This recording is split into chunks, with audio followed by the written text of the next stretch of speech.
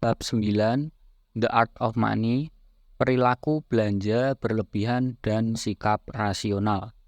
Pertumbuhan ekonomi negara kita sangat dipengaruhi oleh dua faktor utama, yakni belanja pemerintah atau government expenditure dan konsumsi masyarakat. Saat pandemi COVID-19 melanda, sektor real mengalami kekeringan likuiditas dan uang mengalir ke bank, yang menyebabkan banyak bank kelebihan likuiditas. Ini terjadi karena bukan hanya kaum super kaya, tetapi juga pemerintah daerah yang memilih menyimpan uangnya di bank demi langkah keselamatan di tengah situasi yang tidak pasti. Untuk mengatasi penurunan pertumbuhan ekonomi yang disebabkan oleh pandemi, pemerintah mengambil langkah-langkah seperti memberikan subsidi langsung berupa uang tunai kepada masyarakat yang terdampak daya belinya. Selain itu, pemerintah juga mendorong masyarakat untuk berbelanja dengan memberikan subsidi pajak. Langkah ini diyakini dapat menggerakkan kembali roda ekonomi. Sementara itu, proyek-proyek pemerintah ditunda hingga situasi membaik. Masyarakat yang merespon anjuran pemerintah untuk berbelanja adalah kelas menengah dan kaum miskin. Mereka memanfaatkan subsidi pajak untuk membeli mobil dan rumah. Sementara itu, kaum super kaya memilih tetap menyimpan uangnya di bank konvensional maupun bank investasi, menunggu waktu yang tepat untuk mulai berbelanja. Strategi ini menunjukkan bagaimana kebijakan fiskal dan konsumsi masyarakat dapat menjadi pendorong utama dalam pemulihan ekonomi, terutama dalam situasi krisis, meskipun ada perbedaan dalam perilaku konsumsi antara kelas menengah, kaum miskin, dan kaum super kaya. Keseluruhan pendekatan ini bertujuan untuk mengembalikan stabilitas dan pertumbuhan ekonomi negara. Pada subbab yang pertama, apakah sifat konsumtif kita dikondisikan? Konsumsi atau belanja masyarakat adalah penggerak utama pertumbuhan ekonomi.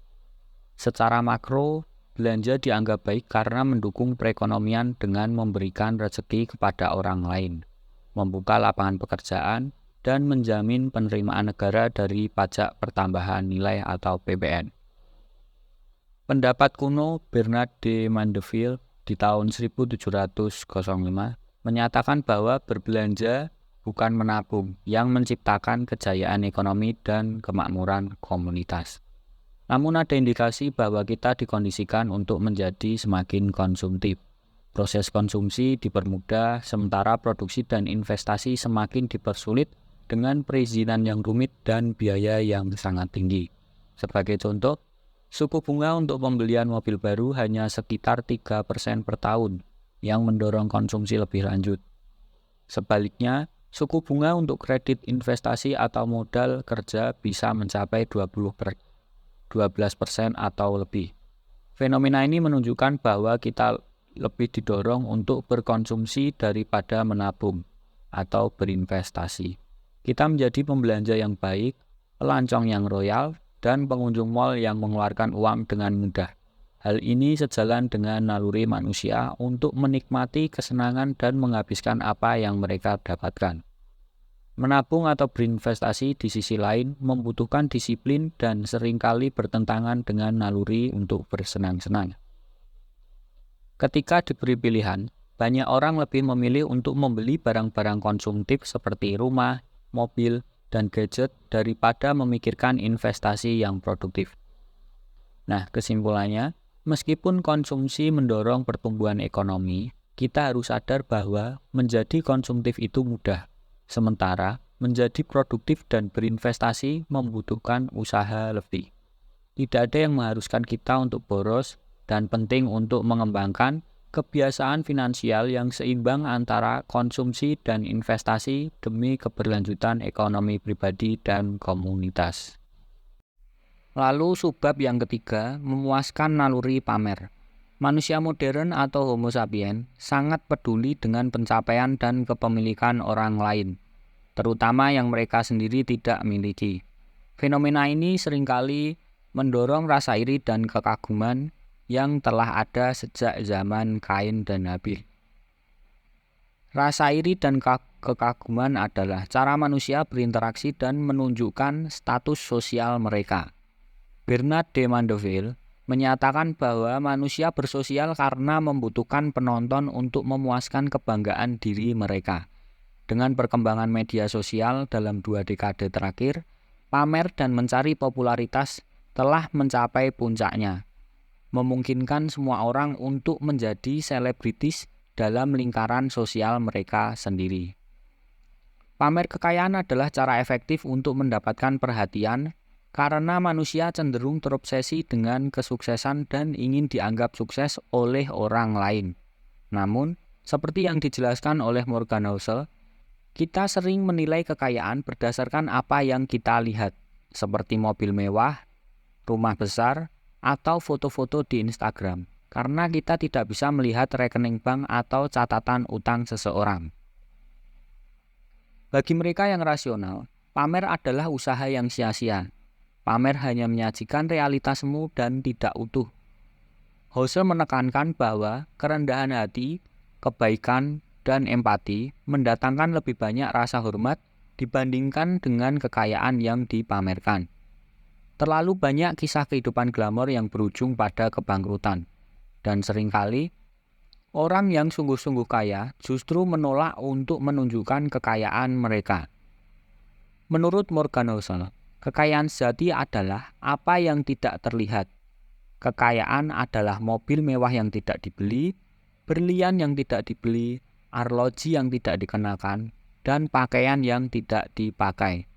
Kekayaan adalah aset finansial yang belum diubah menjadi barang yang bisa dilihat, dan pendapatan yang tidak dibelanjakan. Dengan demikian, kita harus memahami bahwa kekayaan tidak selalu harus ditunjukkan atau dipamerkan. Menabung dan berinvestasi, serta menjaga kerendahan hati dan kebaikan adalah langkah-langkah yang lebih bijak untuk mencapai kestabilan finansial dan mendapatkan rasa hormat dari orang lain. Pada subbab yang keempat, sifat boros yang obsesif dan miopia konsumsi.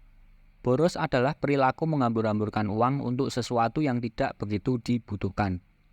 Ini melibatkan pembelian wants bukannya need, atau menghabiskan uang untuk keperluan remeh yang sebenarnya bisa ditunda. Orang yang boros seringkali membeli barang mahal yang bisa digantikan dengan yang lebih murah, dan mereka melakukannya dengan frekuensi tinggi. Beberapa orang menjadi boros karena terlalu terobsesi dengan berbelanja, menganggap harga diri mereka sama dengan apa yang mereka beli. Banyak yang percaya bahwa harga menunjukkan kualitas, walau tidak selalu benar. Seseorang mungkin mengabaikan harga karena mereka merasa mudah mendapatkan uang kembali. Uang yang mudah didapat seringkali juga cepat habis. Easy come, easy go. Namun perilaku boros bukanlah ciri orang yang sungguh-sungguh kaya. Orang kaya cenderung lebih bijak dalam mengeluarkan uang dan memanfaatkan setiap rupiah sebaik-baiknya. Mereka fokus pada kegunaan utama dari barang yang mereka beli, bukan semata pada atributnya. Banyak orang menganggap punya uang sama dengan membelanjakan uang, karena mereka tidak mengetahui manfaat lain dari uang selain dihambur-hamburkan. Miopia konsumsi adalah fenomena di mana orang membeli sesuatu bukan karena kegunaannya, tetapi karena alasan lain. Contohnya, seseorang membeli bor bukan untuk bor itu sendiri, tetapi untuk membuat lubang. Begitu juga dengan mobil. Yang dibutuhkan adalah mobilitas, bukan mobil itu sendiri. Aktivitas makan adalah contoh nyata dari miopia konsumsi. Untuk kenyang, kita bisa mendapatkan sepiring nasi putih dengan harga 3.000. Namun, untuk kenikmatan dan gengsi, kita membeli nasi goreng di kafe seharga 85.000. Biaya untuk kalori dan rasa kenyang yang sama bervariasi dari 3.000 sampai 85.000. Mengetahui limit terendah pengeluaran sehari-hari bisa menjadi sebuah tantangan untuk memahami kebutuhan minimal kita. Meskipun tidak mungkin hanya mengonsumsi core produk setiap saat. Memahami prinsip pengeluaran yang masuk akal sangat penting. Ini membantu kita menghindari pengeluaran berlebihan dan memastikan bahwa setiap pengeluaran makes sense. Pada subbab yang kedua, Penjelasan psikologis terhadap perilaku berbelanja berlebihan. Perilaku berbelanja berlebihan yang sering kita lihat di media sosial dapat dijelaskan melalui perspektif psikologis. Karl Abraham, seorang psikolog aliran Freudian, menemukan bahwa membelanjakan uang dapat membebaskan seseorang dari depresi dan kecemasan. Uang bagi banyak orang berperan seperti bagian tubuh yang hilang dan memberikan perasaan kepenuhan dalam hidup mereka. Penelitian oleh Sue Eccles dan Helen Woodruff Barton mengungkapkan 7 alasan mengapa manusia berbelanja di luar kebutuhan dasar. Yang pertama, kebosanan. Orang sering merasa bosan dengan kehidupan, penampilan, takdir, dan lingkungan mereka, sehingga mencari sesuatu untuk mengatasi kebosanan tersebut. Yang kedua, depresi dan pelarian. Berbelanja bisa menjadi bentuk eskapisme yang diterima secara sosial dan dianjurkan. Lebih positif dibandingkan narkoba atau alkohol. Yang ketiga, mencari makna hidup. Mereka yang merasa kehidupannya belum sempurna mungkin berbelanja untuk mengisi kekosongan dan memberikan makna dalam hidup mereka. Yang keempat, memperbaiki suasana hati. Berbelanja dapat membangun perasaan gembira dan memacu adrenalin, seperti anak kecil mengonsumsi makanan manis atau orang dewasa mengonsumsi kafein. Yang kelima, menegaskan kemandirian. Dalam hubungan yang kurang harmonis, salah satu pasangan mungkin menghambur-hamburkan uang untuk menunjukkan independensinya. Yang keenam, meningkatkan daya tarik dan harga diri. Manusia sering mencari penghargaan dari sesamanya, dan berbelanja barang mahal bisa memberikan rasa hormat instan. Yang ketujuh, naluri dan kebiasaan. Banyak orang berbelanja secara instinktif dan kemudian membentuk pola kebiasaan yang sulit dipatahkan. Berbelanja berlebihan seringkali tidak disadari dan bisa menjadi kebiasaan yang membentuk pola konsumsi. Ritual-ritual kecil seperti membeli kopi mahal setiap sore atau berbelanja online secara spontan dapat menjadi kebiasaan yang berulang dan sulit dihentikan. Kesimpulannya, meskipun berbelanja dapat memberikan kepuasan dan melepaskan stres, penting untuk memahami dan mengontrol perilaku konsumtif agar tidak menjadi kebiasaan yang merugikan finansial pribadi. Kesadaran dan pengelolaan keuangan yang baik dapat membantu kita menjaga keseimbangan antara konsumsi dan investasi, memastikan stabilitas finansial jangka panjang. Pada subbab yang keenam, konsumtivisme dan sikap rasional. Ilustrasi berikut mungkin bisa memberi gambaran jelas tentang perbedaan antara perilaku konsumtif dan rasional dalam pengelolaan keuangan. Pada tahun 2008, dua sahabat A dan B masing-masing memiliki uang 850 juta rupiah. Si A yang konsumtif membeli mobil mewah BMW seri 5 dengan seluruh uangnya. Si B yang lebih rasional membeli rumah di pinggiran kota dengan luas tanah 400 meter persegi dan bangunan 2 lantai seluas 300 meter persegi. Si A menikmati kemewahan dan prestis dari mobil barunya, mendapatkan tatapan kagum dan iri dari orang-orang. Sebaliknya, si B menikmati kenyamanan rumahnya tanpa perlu pamer. 12 tahun kemudian, rumah si B nilainya naik menjadi 5 miliar.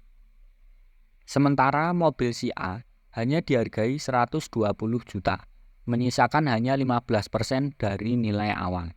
Aset si B tumbuh 488% menjadi hampir 6 kali lipat. Membeli mobil baru adalah tindakan konsumtif, sementara membeli rumah adalah investasi, bahkan jika rumah tersebut dibeli untuk ditempati.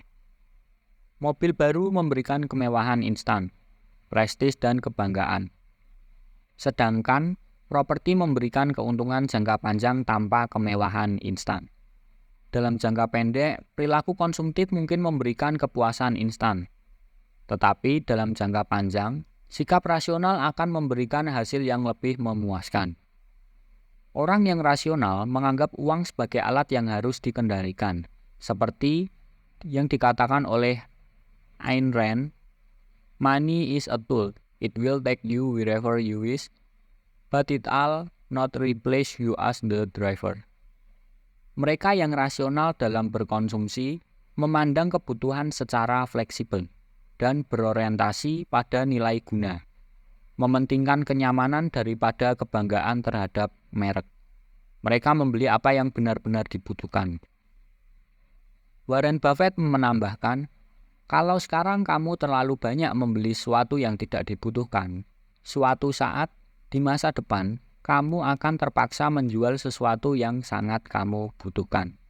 Nah, dalam ilustrasi itu, perilaku konsumtif berujung pada kerugian besar, sementara perilaku rasional menghasilkan keuntungan yang signifikan, menunjukkan pentingnya pengelolaan keuangan yang bijak dan rasional untuk jangka panjang. Pada subbab yang kelima, ilusi penghematan dan mentalitas YOLO dan FOMO. Marketing dan promosi semakin canggih, tidak hanya menawarkan barang untuk memenuhi kebutuhan, tetapi juga menciptakan keinginan. Mereka menciptakan ilusi-ilusi yang membuat konsumen merasa mendapat keuntungan, meskipun sebenarnya hanya menjebak dalam ilusi penghematan. Contohnya, dalam event Big Sale, sebuah tas yang awalnya berharga 65 juta, didiskon menjadi 18 juta, membuat konsumen merasa menghemat 47 juta. Namun, penghematan ini adalah ilusi. Membeli tas tersebut tetap mengeluarkan 18 juta untuk sesuatu yang mungkin tidak direncanakan dan tidak diinginkan. Tas tersebut mungkin tidak akan dipakai dan hanya terbuang sia-sia. Selain ilusi penghematan, ada jebakan pikiran seperti you only live once, YOLO, yang mendorong untuk mewujudkan keinginan saat itu juga. Namun, keinginan tersebut seringkali menguap jika dipikirkan dengan matang selama 1 menit. Memikirkan manfaat, alternatif, dan kemungkinan melupakan keinginan itu keesokan harinya dapat membantu menghindari keputusan impulsif. Pemikiran seperti aku telah bekerja keras sehingga layak untuk menghadiahi diri sendiri bisa menjadi alasan sahih untuk berbelanja barang mahal selama masih relate dan proporsional dengan pencapaian. Namun, manusia memiliki naluri bersaing dan peduli dengan apa yang dimiliki atau dicapai sesamanya. Keinginan untuk melengkapi diri dan adu cepat memiliki barang terbaru dimanfaatkan oleh marketing dan promosi. Mereka menciptakan psikologi FOMO atau Fear of Missing Out untuk melipat gandakan penjualan. FOMO didasari pada ego manusia yang ingin lebih dari sesamanya. Kebanyakan orang ingin memiliki sesuatu yang tidak dimiliki orang lain, meskipun harus membayar lebih mahal. Ego juga bertanggung jawab atas gengsi dan selera tinggi, membuat seseorang mengeluarkan uang lebih banyak untuk memanfaatkan real yang sama. Ego, gengsi, dan selera tinggi adalah mahal. Kendali diri diperlukan untuk menghindari budaya konsumtif yang merusak pondasi finansial. Menurut Morgan Housel, menabung adalah menaklukkan ego dan menciptakan kekayaan.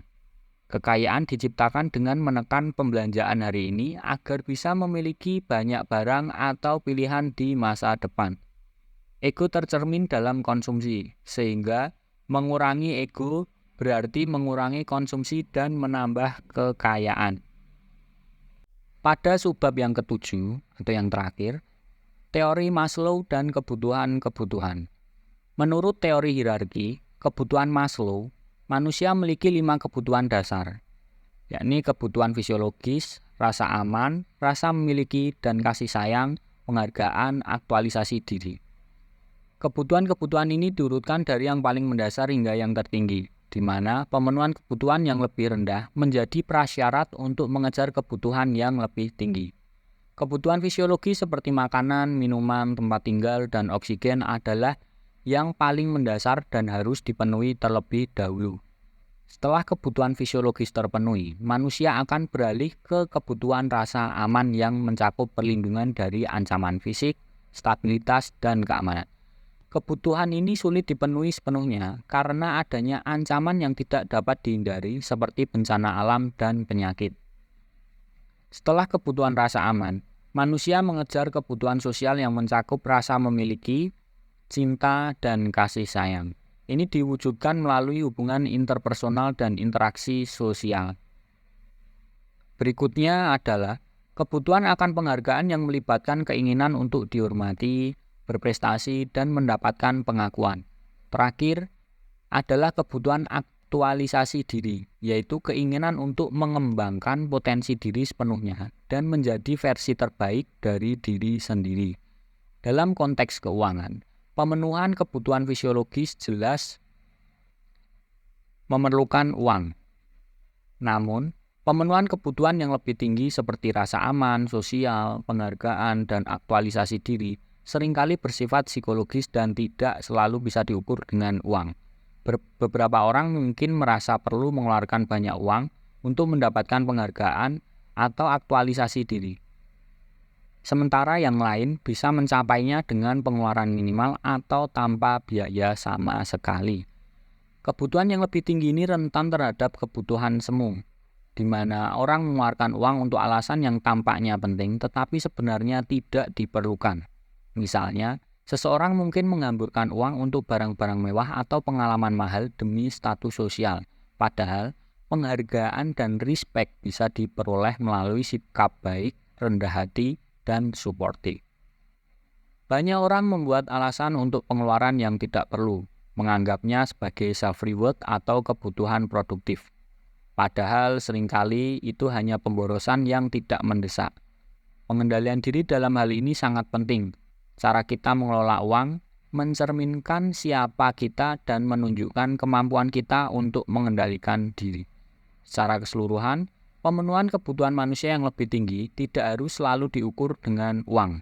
Pengendalian diri dalam pengeluaran sangat penting untuk mencapai kesejahteraan finansial dan emosional jangka panjang.